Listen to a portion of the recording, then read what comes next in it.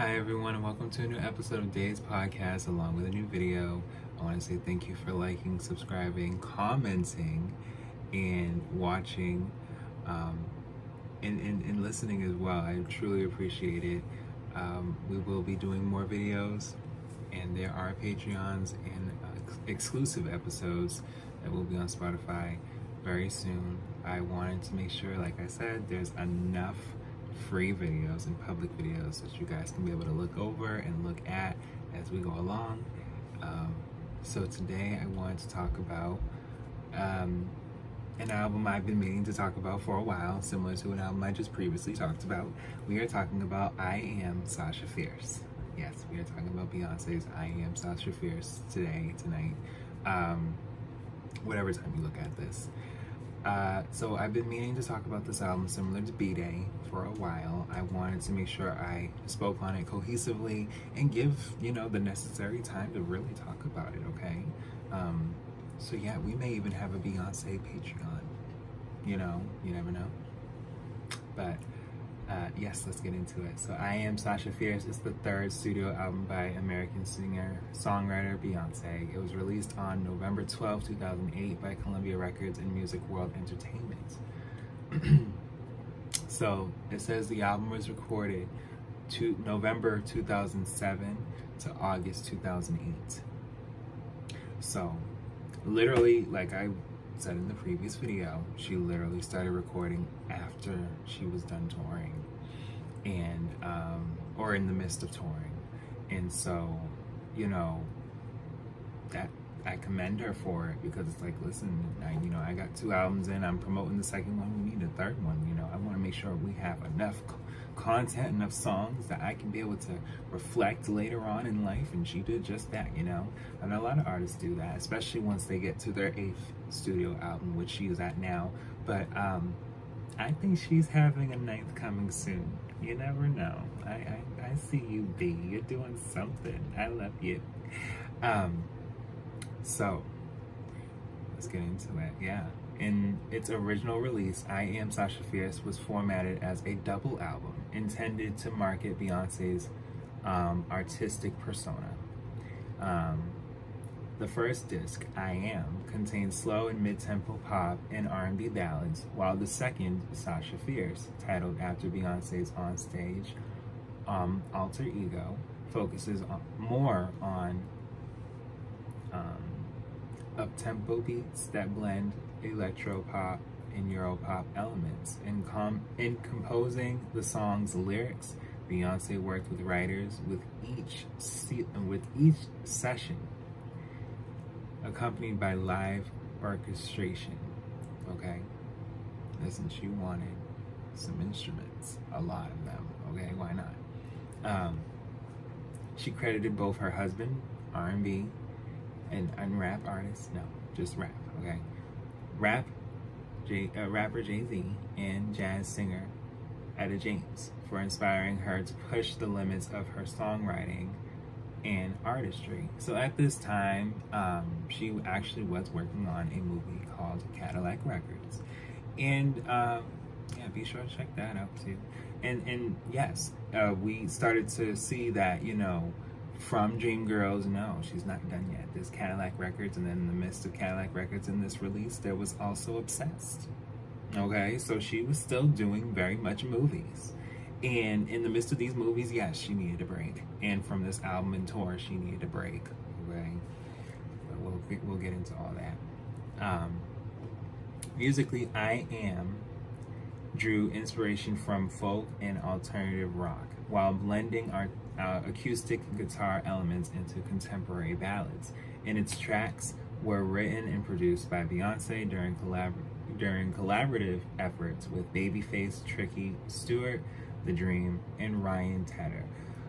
Meanwhile, Sasha Fierce boasted production from Darkchild and Sean Garrett. So, looking at from studios, she went to a few to make sure that the sound and what she wanted was to where it would be, why not?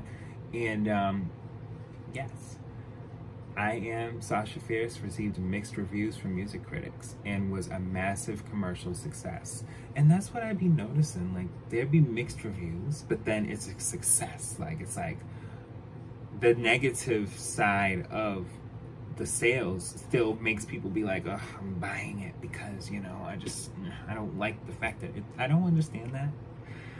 But I guess it worked in the 2000s still, and I don't know. It's just something that mixed reviews, child. Debuting at number 1 on the U.S. Billboard 200 chart with its first week sales of 482,000 units and earning Beyoncé her 3rd consecutive U.S. number 1 solo album. Okay, so she has 3 number 1s so far in this part of her life, as opposed to 8. But the album has earned 1 diamond and over 30 platinum certifications in separate worldwide markets, being certified 6 times platinum by the Recording Academy after shipping over 6 million units in the United States. I Am Sasha Fierce has sold 10 million copies worldwide, making it one of the best-selling albums of the 21st century. The album garnered 7 Grammy Award nominations at the 52nd Annual Grammy Awards Ceremony 2010, including a nomination for Album of the Year, winning 6, the most awards won in one night by a female artist. Yes, this was a very, very big album, especially at this time.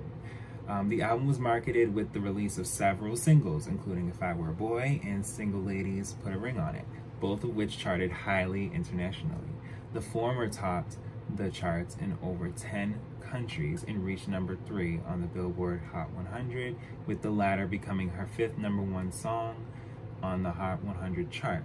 Diva and Ego were released exclusively in the United States, while Halo and Sweet Dreams were promoted internationally as the 3rd and 4th singles, respectively.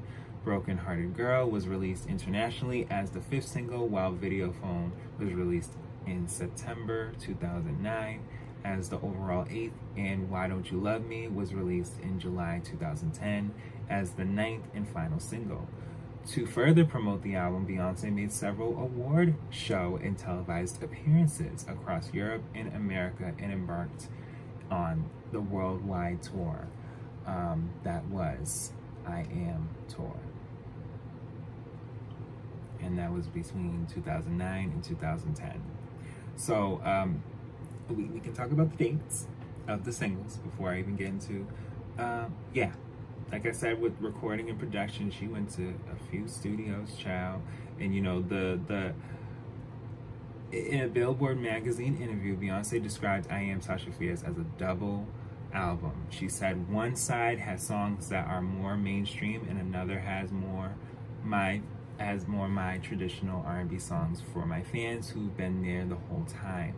Some of it sounds like Barbra Streisand, Karen Carpenter, and the Beatles around the 1970s. Music writer Andy Kellman of AllMusic viewed its first disc as essentially a small set of adult contemporary ballads, acoustic guitars, piano strings, contemplative soul searching, and grand sweeping gestures fill it out, with more roots in 1970s soft rock than soul.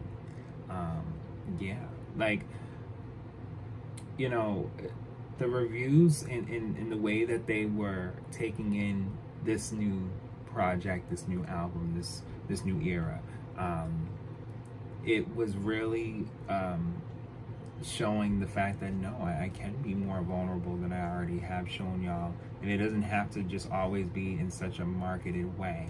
But don't tempt me. Okay, like let's look at the singles. Okay, If I Were a Boy was released October 8th, 2008. So at that time, I just started high school. I was a freshman.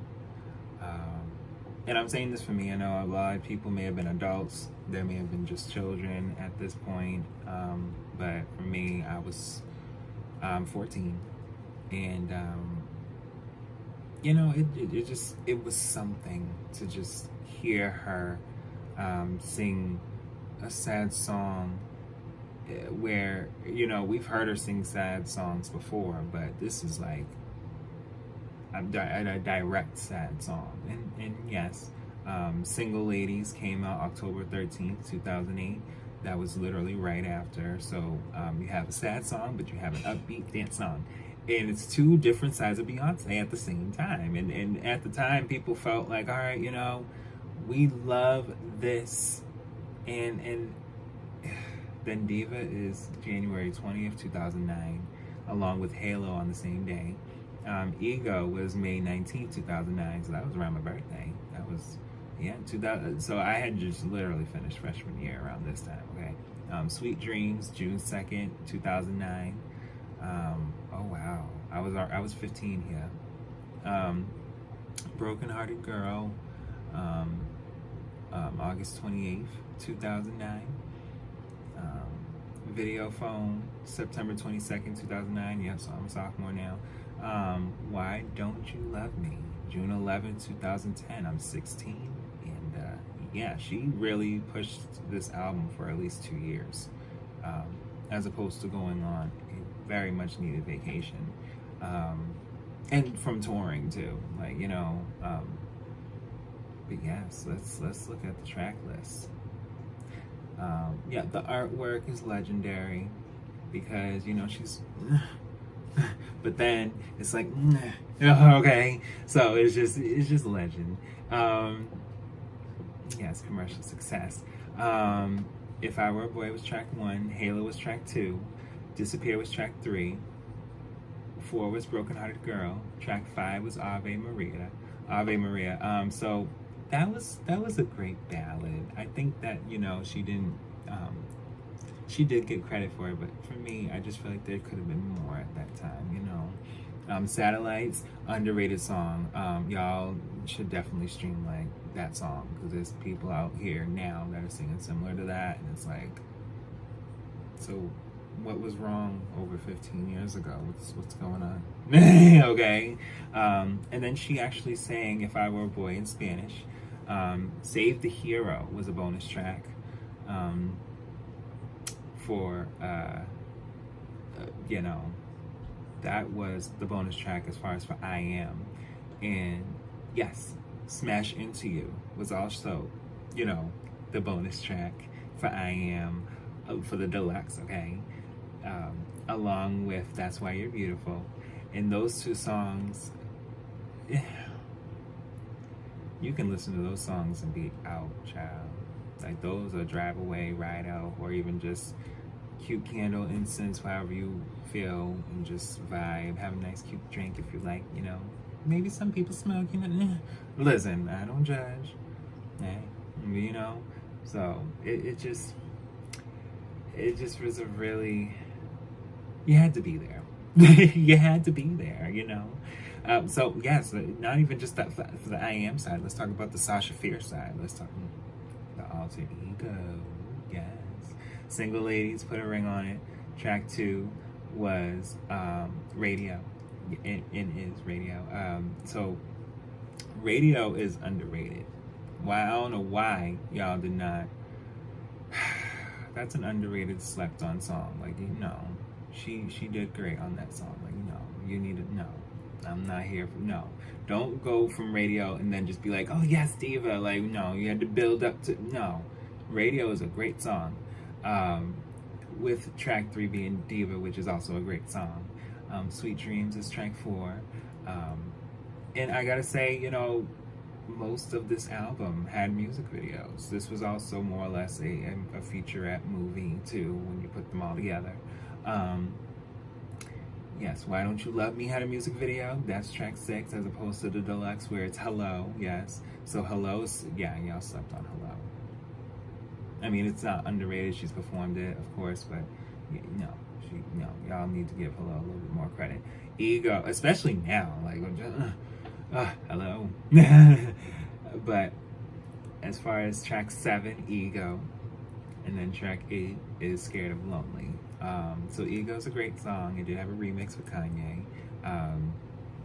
But like I said, as far as with a few songs that I've said, yeah, wait a minute. Yeah, see, they got the reissue. Let me say it from the reissue too. So I said every track from the original. Let me say the reissue. So yes, because I know there's those that know. Listen, she has a deluxe with the reissue. Hold on. Nah, I got y'all. If I Were a Boy, track 1. Halo, track 2. Track 3, Disappear. Track 4, Broken Hearted Girl. Track 5, Ave Maria. Track 6, Smash Into You. Track 7, Satellites. Track 8, That's Why You're Beautiful. Track 9, Single Ladies. Put a Ring on It. Track 10, Radio. Track 11, Diva. Track 12, Sweet Dreams. Track 13, Video Phone. Track 14, Hello. Track 15, Ego. Track 16, Scared of Lonely. Then track 17, Poison. And the thing is, with Poison, y'all slept on that song too. Like, that's a good song. But, you know, at the same time, it was a promotional song as well. And I feel like that was, and when I look back at it now, that was her letting us know in a way, like, all right, I'll be back. You know, she needed a break. It's okay. Because, of course, there's a remix, extended remix with Video Phone for Lady Gaga. So it's like, again, she needed a break. And she was also, you know, doing Telephone with Lady Gaga at the time, you know. Oh, wait a minute. There's the Platinum Edition. So the Platinum Edition, Single Ladies, track 1 with, you know, Put a Ring on It. Track 2, Diva. Track 3, Ego. Track 4, Halo. Track 5, If I Were a Boy. Track 6, Smash Into You. So mind you, I was so thoroughly into the deluxe reissue that when the Platinum Edition came out, it was almost like the mood that I was already kind of intertwined with, as opposed to it kind of just being pieced together from the original. I was like, oh my God, like this is... And she did something similar with 4 too. And I wasn't mad at it. I just was just like, okay, this is a different perspective on the Platinum Edition because there's a little bit more songs. So let's keep going. So there's track 7, Sweet Dreams. Track 8, Broken Hearted Girl. Track 9, Scared of Lonely. Track 10, That's Why You're Beautiful. Track 11, Hello. Track 12, Radio. Track 13, Video Phone. Track 14, the Ego Remix. Well, Ego Remix featuring Kanye, as I told y'all. Track 15, Why Don't You Love Me. Track 16 is Honesty. Now, Honesty,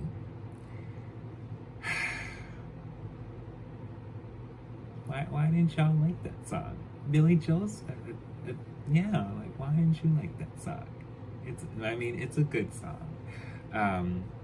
I feel like, you know, for those that just, you know, that is not to say peak Beyonce yet, but in the sense, because, no, far from, but it's just like, that was her sense of letting us know, like, hi, like, I'm not as young, but I'm gonna be getting older, you know, like, she really showed her vocal ability with that song.